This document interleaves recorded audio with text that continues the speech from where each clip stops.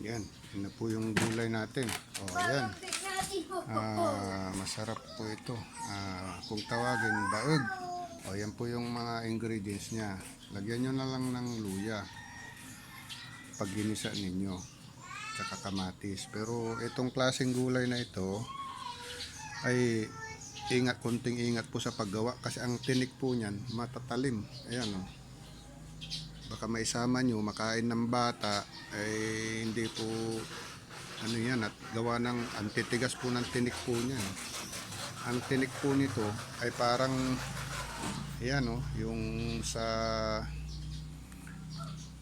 kuwan po ito, yung kumbaga tawagin ay sa amin ay lukban. Lukban o, kaya kunting tingnan ninyong mabuti, baka may masama kayong mga tinik. Pampalasa po yan. Kung tawagin ay kalitis. Ayan ay. Puro tinik po yan.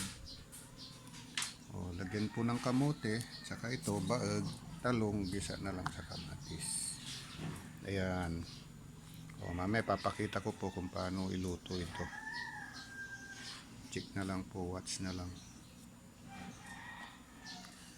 Ayan, ang sahog po niyan. Ayan, malunggay, talong, kamote, baag, ito namang kalitis kung tawagin sa amin.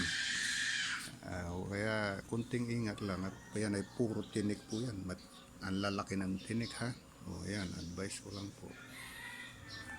Ingatan po ninyong maisama po yung tinik.